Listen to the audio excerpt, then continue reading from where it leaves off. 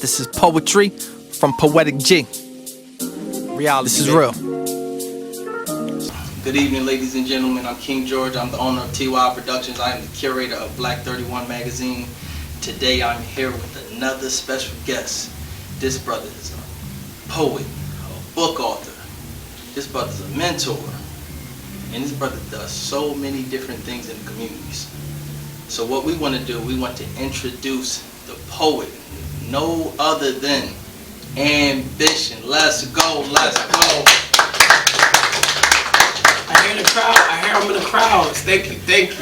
I hear them. Absolutely. Thank you for having me. I really do. I appreciate you having me here. Absolutely, brother. Absolutely. I'm glad you're here. And first and foremost, I want to get into who is Ambition. Wow. Without being too long, Ambition is a foster care poet. Basically, what I do is I speak from my experiences, my trauma, and a lot of what happened to me in my childhood. So who is Ambition is basically just a foster child who was eventually adopted, who is really giving you his story, his passion, his struggles, and of course the story of overcoming so many bad things and tumultuous times. But I'm here today, and I'm so grateful that God gave me another chance and saving me from bad circumstances. But it's all for the greater good, and so I'm thankful. So that's what my poetry revolves around: is overcoming, becoming, and just being a strong individual after going through so much trauma. So, Yes, I respect it. Bro. And just to get a little bit more into it, right? What was foster care like growing up for a young black kid in America? Man, well, it's a lot. I would say, just from an emotional standpoint, uncertainty, struggle, scared, not knowing, lost. Your identity is basically in the abyss. You have no idea who you really are. So usually in childhood, you're supposed to be finding your identity as you're growing up. But imagine you don't even know what your identity is because there is no family member to give you one. You're bouncing around a lot, and you're aware that you're not a part of the family you're staying with. And you don't have the identity of neighborhood, which is the difference between a lot of people. When they speak about foster care, they don't speak a lot about the identity of location identity. So you can brag like, yo, I'm from North Philly, yo, I'm from West Philly, but when you're a foster child, you really can't say that because you may have spent 2 years in North, 2 years in West. Somebody asks you where you from, where are you from? For me, it's Philly, then I moved to Jersey, so it's just a lot. So just trying to find out who you are is really the core of a foster child in America. Who am I? And that goes all the way into adulthood as well. Yes, absolutely. And how do you think foster care affected you? Did it make you a better person? How do you think it affected you? Yeah, I think so many ways it made me better because a lot of the things you go through in childhood is meant for your adulthood. I look back and now I'm understanding that everybody's not going to be in your life forever. We have something called seasons. Sometimes I understand that family is so much more important than blood. It's relationship. So if you don't have the relationship, you're not building relationships with people. The word family can get misused, and you think that it means more, but it really isn't. It's something that you have to build. It's something you have to work at. It's something that you have to put effort in. Family is so much more than what's running through your veins. And so I'm thankful that I went through that foster care journey, because if I didn't, I wouldn't have been able to talk to my foster mother about understanding love from, what it even means. So foster care for me made me so much better because of the foster parent that I had who instilled good values, took me to church, and broke it down to me like, listen, you too crazy with the anger. You gotta calm down. So I could imagine if I didn't go to foster care, and you're looking at a grown man who's incarcerated or dead. Yes. Because no one is there to, help me through um, the thoughts, the evil thoughts, and the disappointment of being left alone in certain situations in my life. So yeah. Yes. Now I'm understanding. Now I'm understanding more about how foster care children may feel on the inside. Mhm. Absolutely. And you advocate for that also. Absolutely. Absolutely. I love it. I love it. Yeah, because sometimes I'm glad you said that. I just wanted to chime in on that. No problem. Now you understand. I'm glad you said that because you're meeting people who have no identity, and you might meet them as a grown adult. And now you're trying to figure out, like, oh, they tripping a little bit. They're a little different. Yeah. And then you may find out, like, oh, they didn't have that mom. They didn't have that dad. Yes. So their identity is whatever or whoever was nice to them. Whoever said that they had their back. Yes. So for foster children like me, we out there, we may, like we said, oh, the gang, my block, whoever is showing the most love, Yes. that's where our soul will do the bidding at. Yes. Who out here has the most love? If it's a girl, what's up? Or if it's the bulls on my block, thank you. If it's prostitution, wherever the love is at, that's where the foster child is struggling and is the most addicted to.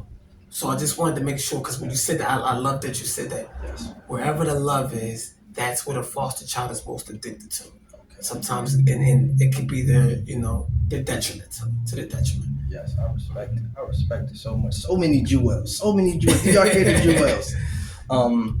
Now for you, was that outlet poetry for you?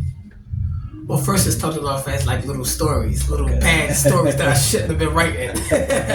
But yeah, like my mom and myself was just, I knew I had to get some type of outlet. Yes. So writing and speaking about it. So yeah, definitely I have to talk about it and I have to write about it for me. It's the best form of outlet for me. Yeah, definitely. Absolutely. And how do you feel about the ambiance of poetry right now, the poetry world right now? How do you feel about it?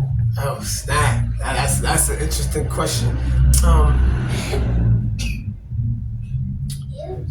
Poetry is amazing. Yes. But I oftentimes, depending on the sector, there are some sectors that I'm not happy with. Yes. Because they are exploiting people's dark memories and trauma. Yes. And sometimes there's some platforms that want to hear the worst story, your most darkest memory, for you to win a slam, for you to win certain poetry competitions. I think that's very dangerous, especially for African Americans, because we do have addiction to trauma bonding, Yes. to trauma storytelling. Absolutely. So for us, I feel like we have to be careful because we could get caught up in that. And now, instead of talking about overcoming, now we're repeating that story over and over again. And that's not healthy for the soul. Yes. But for the majority of poetry, I love it, man. It's growing. There's so many different people that do poetry that helps them. Yes. So I'm grateful for poetry, and it changed my life. It literally changed my life.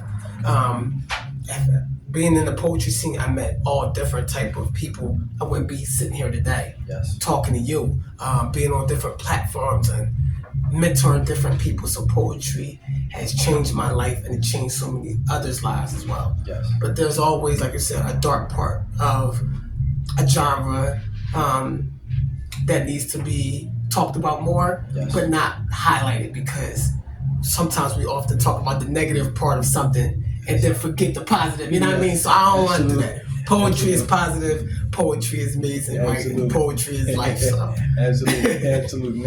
Now, I know that you, besides yourself, do you have any poets that inspire you? Yeah, definitely. I love the old school poets, Langston Hughes, Maya Angelou. But if you want to get down to it, I love a guy named Rudy Francisco. He is amazing, like knockout amazing. There's a guy named Saul Williams. I believe his name is Saul Williams. I hope I get your name right. But you are amazing, sir. Like he does like verbal, intellectual, true. Like it's out of here. And then of course Philly, the person that showed me the most love when I came on the scene is a guy named Jay Knives.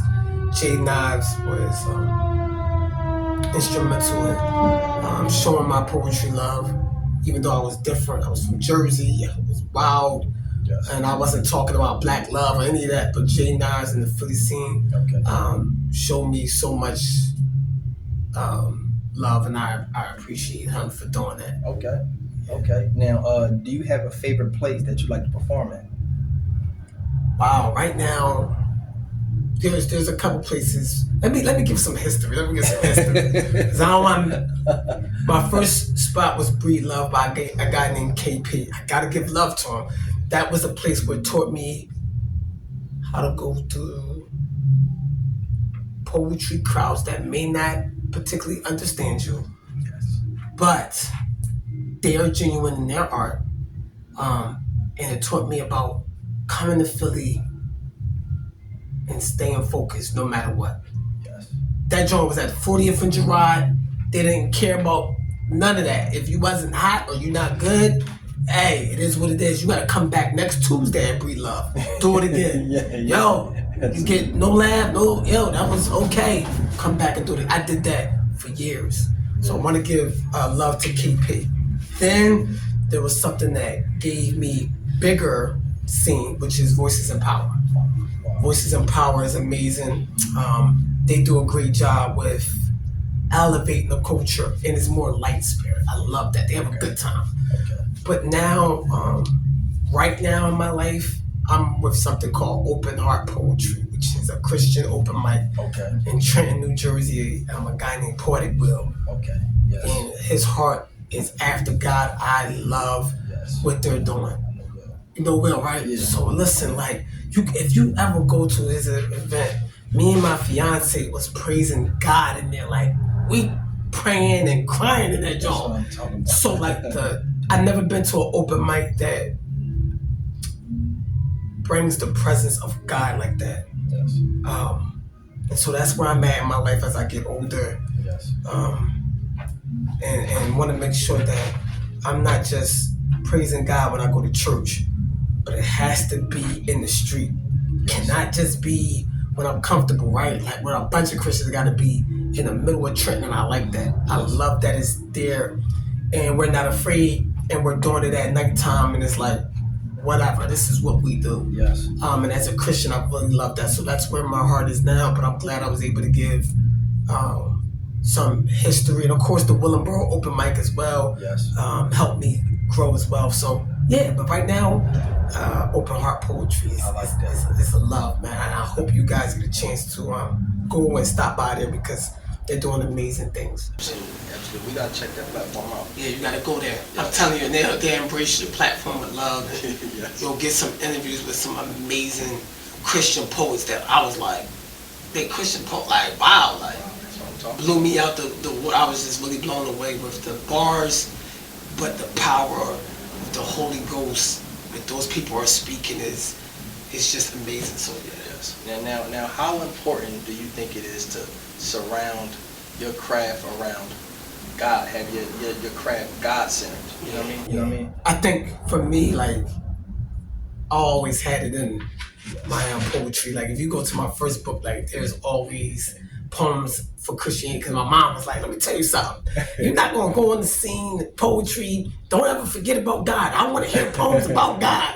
Yeah. All right, mom. Like, and so at first, it was a struggle to really write about God in the way, like, you know, I'm different. My expression is different, so it still was coming out rapish a little bit. But I really have this poem called Verses, and me doing a bunch of Bible verses, and that's the best way for me to remember Bible verses. Yes.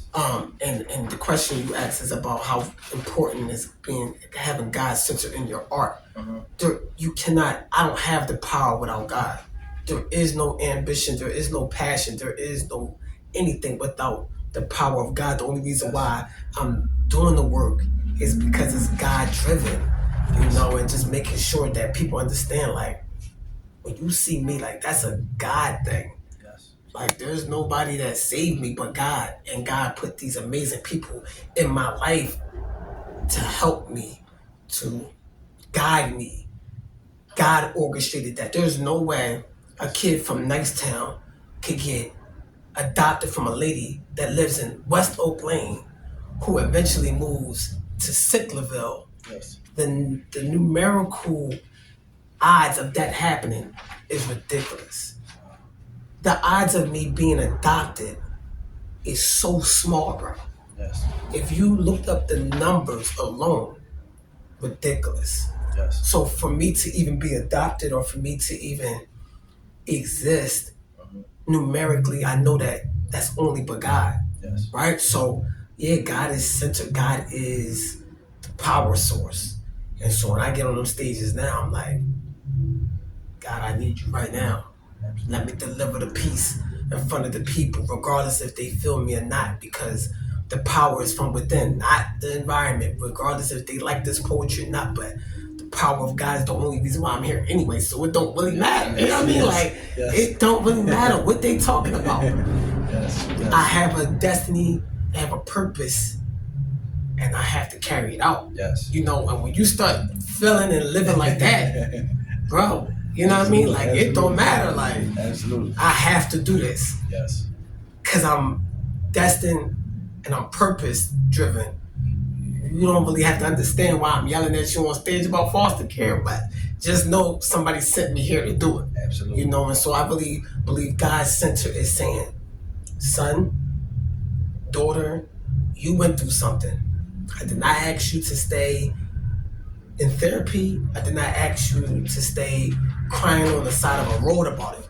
What I want you to do is to go out and tell them how I saved you, how you overcame, how you are still living and surviving. Yes. And that's because of me. Go tell the people what I did for you. Thank you. And it ain't really an ask, right? It's like, he ain't really asking, like, so yeah. Absolutely. Yeah, I love it. I love it. And man, poetry is amazing. I feel like in the poetry world now, right? We have an all right scene, but we need more poets like yourself hitting the stage. Poets that's speaking something. You get what I'm saying? Like when I met you at the, what was that? Where were you at? We was at the march. Right. What was that? The Youth Led March against gun violence. Yeah. Led by what? Brother Khalif. Yeah, he's no longer with us. Rest in peace. Yeah. Rest in peace to Brother Khalif. Yeah. And you know what's so crazy? I found that out. You know what? I found that out literally about a month or two ago. I know.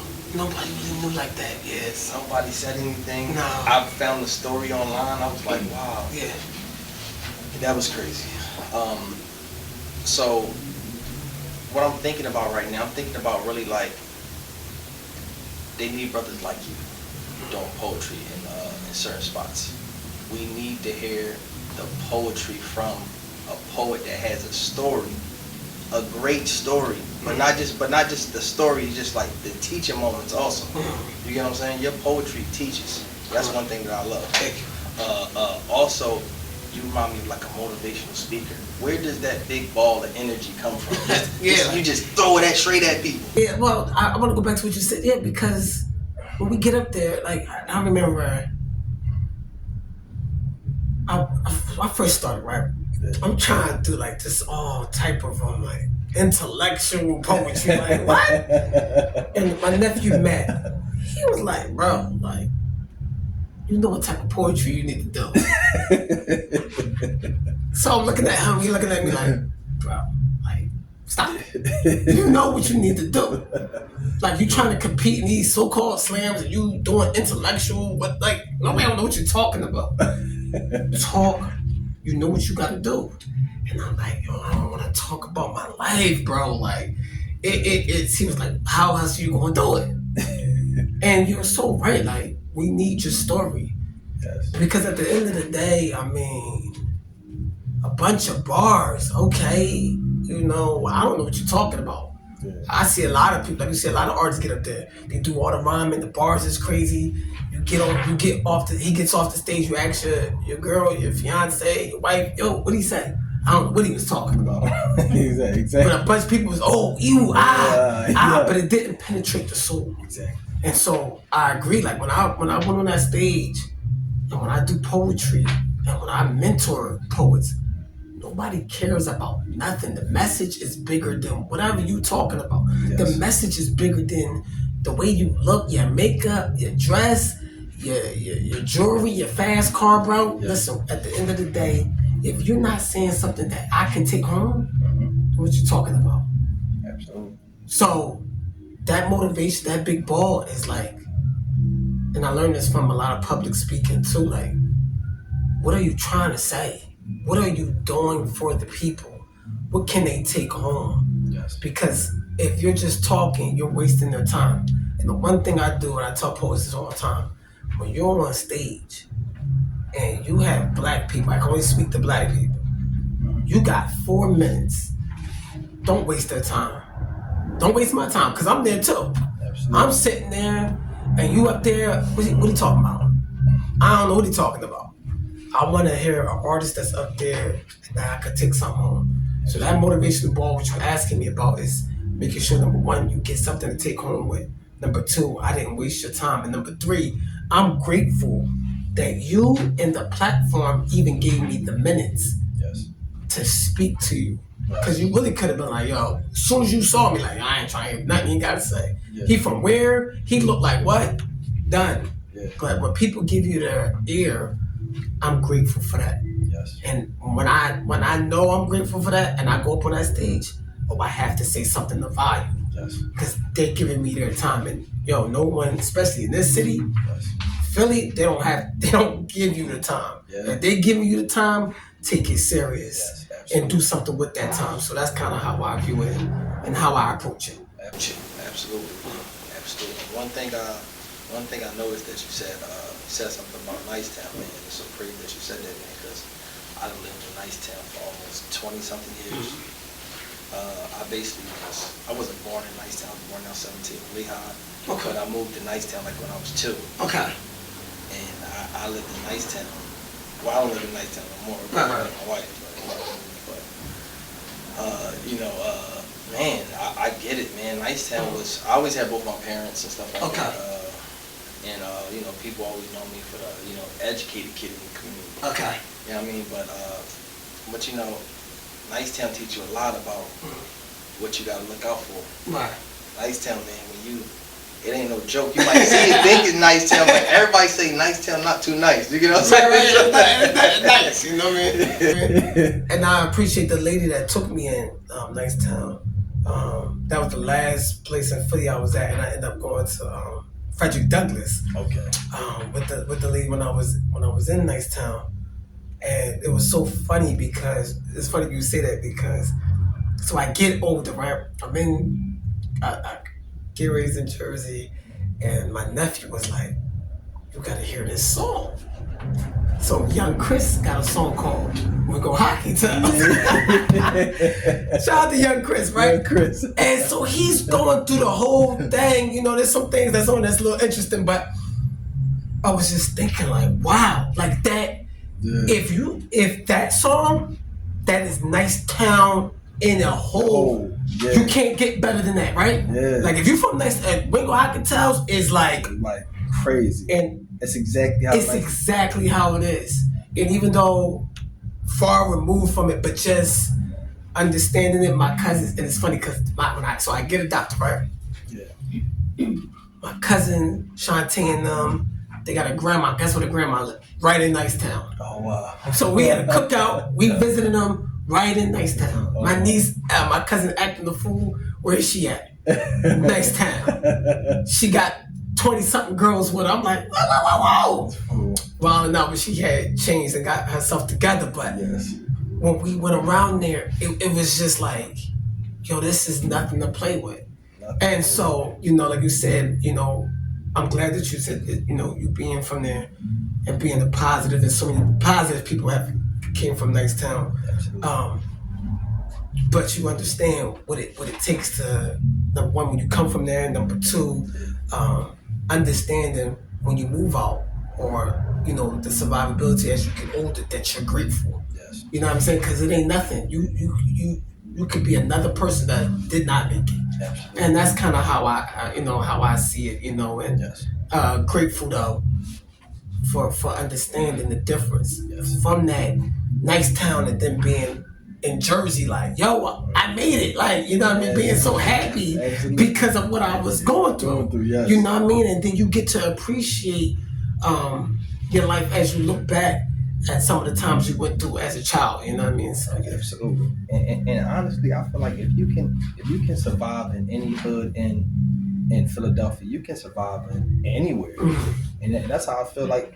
And that's just like, I'm pretty sure like other people from other hood probably feel the same way. If you can survive in the hood, you can survive anywhere. Absolutely. Because the hood teaches you so many valuable lessons. Somebody was telling me this too, like, they're like, yo, you do all your poetry in Philly. You do all your poetry in Philly. Like, you don't want to do it nowhere else. You know, like, yo. I'm like, listen, number one, like, I don't care what they say. This is a gem for every Philadelphian.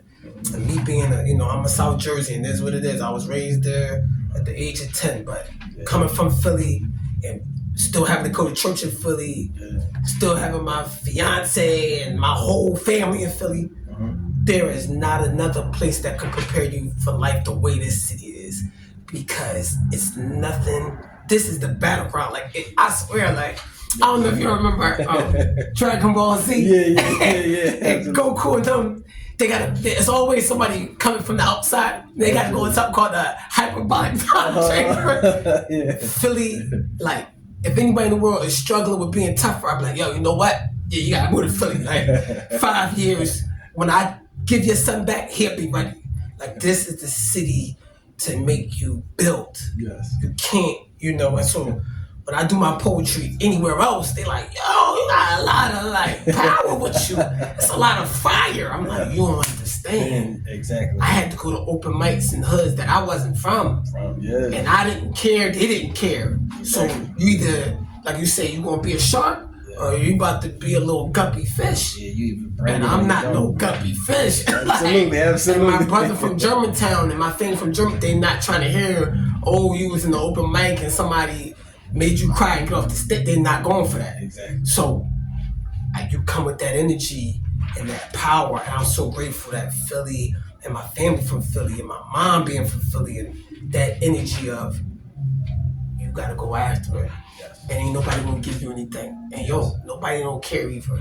Your story is sad and all, but just know, like, if they care, that's what's up. But like, you gotta be something. Because there's a lot of people with your same story in Philly and they're not doing anything with it. So what are you gonna do about it? And that was the main thing my mom kept telling me. What are you gonna do about it? Yeah, you're a foster child from Philly. Yeah, your mom was on drugs. Yeah, you don't have your dad. You got the whole Philly stat sheet to a T. But what are you gonna be? Right? Yes, absolutely. And that's how I tell these young boys, what are you gonna be? Because I don't want my obituary to read some bum stuff. That's just not me. I can't do that. If you want to be a bum, you want to be regular, that's you. I don't live my life like that. You feel me? Absolutely. Like, I want to be a star. I want the obituary to read, this is where he started, but this is where he ended.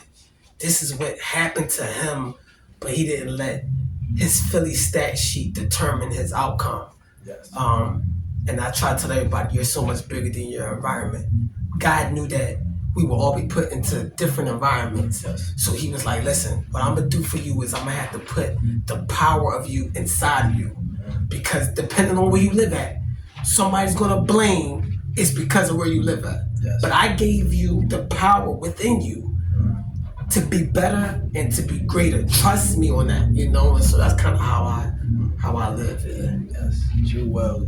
A lot of gems. And I don't know if you're ready for this, but I want to know if you can give the people some poetry. If you can spill a poem for the people. Okay. What type of poem should I do? I do a black. I'm feeling a little blackish today. Juneteenth. Juneteenth, so that's only right? Yeah, absolutely. Okay. The next time they say that black people, all we do is shoot each other, just remind them that's not true.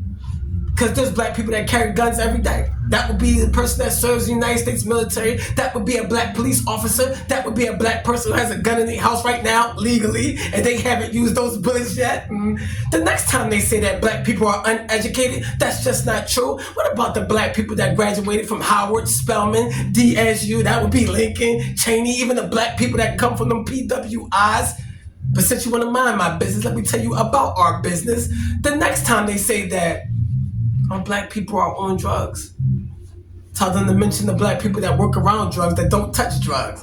That would be a black doctor, that would be a black pharmacist, that would be a black nurse. How many more black professionals I have to mention in this mug? But since you want to mind my business, let me tell you about our business. The next time they say that black women on TV are hoes, thoughts, and they act a little ratchet, just remind them that black women are classy, not trashy. That would be a black AKA. That would be a black Delta. That would be a black Zeta. How many more black professional women I have to give you in this mug? The next time they say that our black women are hood and trashy and we call them out their names, just tell them that there's black men like me, that call our black women queen, a lot goddess, a honey brown biscuit. I like to call my fiance a Haitian shooting star, a melanin shake dipped in chocolate. The next time that people are talking about us, tell them we don't have time for them and they could be in that negative energy. I just go back to the Bible verse that was Psalms 23:5, where it says, God says, I will prepare a table in the presence of my enemies. So from here on out, I just got to make sure I give you all facts.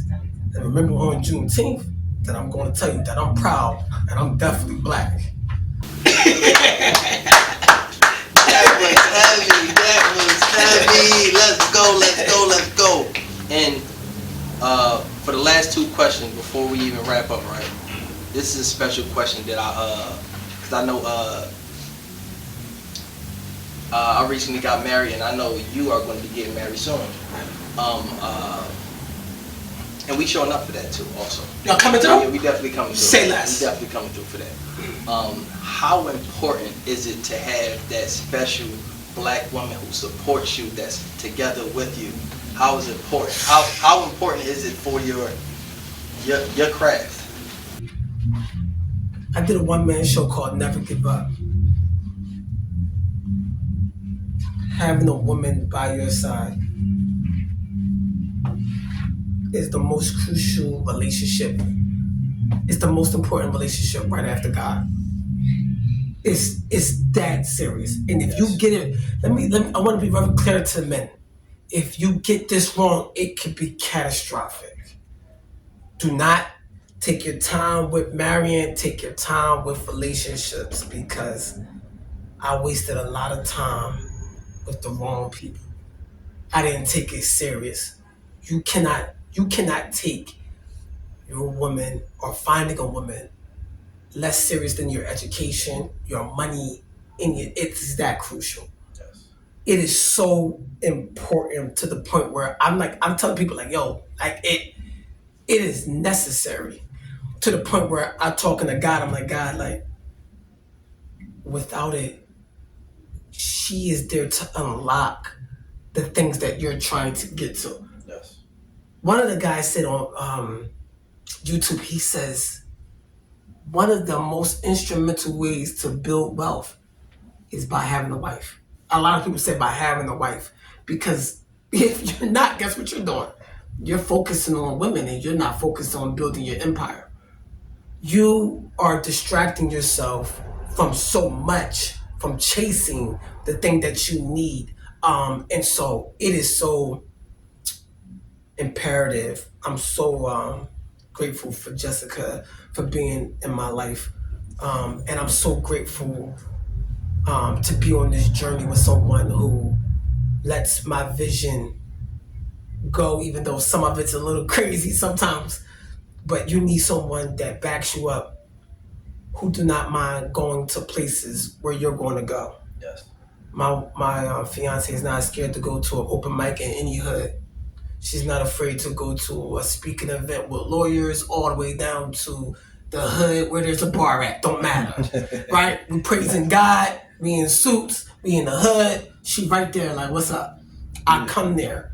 You need a woman that has your back. You need a woman to be your spinal cord. You need a woman that's going to tell you that you're wrong. Yo. And I can only speak the truth for me. Yes. I don't talk to super submissive, scared women. That's not me. You need a woman that's going to tell you straight up wrong. You need a woman that's going to tell you, yo, you ain't that bull. You need to dress better. Go back in the house. You need a haircut. You don't smell that good. Yeah. You need a woman that is going to be your corrector, not some lay down doormat. Absolutely. So my woman is a partner, a lover, my strength, a corrector, a mentor, a coach, a person that's like, get up, hey yo, stop crying. You do a poem this month? You perform this month? Yeah, I know you want to work. We gotta hit this open mic. You ain't doing that this month. That's kind of how my fiance is. So I'm just so grateful for that, and I hope that helps someone. And then to say this last thing, you're going to be out there searching. Time is running out. And I think the most scary thing for me is that I was ignoring the clock. Yes. And so I wasted a lot of my 20s. I wasted some of the 30s. I hope that people don't do the same. So if you're a young man out there, time is running out. Do not play with time. And trust me, every day we get up, we getting closer to the day we getting out of here. That's up to you. If you want to have a bunch of that's cool. I enjoyed. Yes. But at some point, you will wake up in your bed and you will feel empty. You'll keep going on dates and you'll be looking at the person while they talking like, why am I even here? Yes. You'll be on dates. It'll become, at some point, where are you going? But it's only but so much you can do. Yes. And every man know what I'm talking about. It's only but so much. Yes. So there's something that you're chasing and it's coming to an end. And you can make it come to an end now, or you can be, me and my fiance, when we first started dating, we went to his bar and grill. You could be 70, 60, still out there looking for love. That's not me. Yes. I don't want to do that. I implore you to take your time serious. So, Absolutely. I knew that was a lot, but Take your time serious. take your What? time. Don't play with it. If they not for real, if someone is not for real, Yes. they cannot even earn a second. Do they know how powerful a second is? There is somebody in the grave right now wishing that they had 10 seconds real quick. Yes. So when I start looking at my life in the matter of seconds, I'm like, yo, I can't mess with another girl. That's not about getting to marriage or being serious about being in my life and really being supportive of me and being supportive of her. Yes. Absolutely not. Yes. You do not deserve a second. I can't waste my seconds. And it's insulting God that he's giving me thousands of seconds and I'm out here playing with him. I don't want to play with God like that. I don't want to play with my clock like that. So, yeah. I agree. And before we wrap up, right? Before we wrap up, what advice do you have to give for the young foster child, right? Who is going through many of struggles right now and they looking for guidance. What do you have to say to them right now at this moment? Wow. I could do a little motivational joint. I could do a couple joints for you right now. Let's put it up to date. Just this is just something off the top. How many times did the Celtics get to the Eastern Conference Finals? Many times, maybe 5, 6 times. Got to the finals, lost back to back, bro. Every time in your life, there is something just like that where you are the Celtics. You are going through struggle. You are going through pain. There is people talking about you like, yo, trade him. Get him out of here. He's done. He's nobody. They can't win. He's not a winner. He's a loser. That's what they're saying about the foster children. You're a loser. You can't win. The stats is built stacked against you. You're more likely to be incarcerated. You're more likely to be sex trafficked. You're more than likely to be homeless. No. Everything we go through is a step closer to being stronger and being built for whatever it is in the future. You cannot be the Celtics winning the championship without losing Eastern Conference Finals or getting to the finals and losing. All of these things that we go through, which is heartbreak, disappointment, struggle, is built and made for us because the future is coming and we need these lessons. Yes. So I would say to the foster child right now, I know today looks dim, looks grim. I promise you that it's meant to make you better. I know it is. You're going to need every single thing you went through for your future. And I want you to be grateful because you have a life that you can complain. You got the audacity to walk around complaining when there's somebody that's number one in the grave. Number two, there's somebody who don't have their arms right now. There's somebody that can't see right now. Yes. There's somebody that can't hear right now. We got all of our faculties. We got our life. We have the audacity to have an attitude. We get a chance to wake up angry. Somebody don't get a chance to do that. So for me, I always tell the youth, people that's going through, you should start looking around being more grateful. Because it could be a lot worse. There's somebody don't have running water, something to eat. Yes. So, when I wake up, I'm so grateful. Like, I could be riding around in this. Yeah, I could be living in a mansion of this. I don't look at my life like that. You need to look at your life in the positive. Look at your life as being grateful. Look at your life as, thank you, God, for just giving me a chance to be here. Because I know that the way my childhood looks, the things I've been through, I should not even be here. Yes. So I always look at it from the perspective of the grave. Yes. That's all I can do, bro.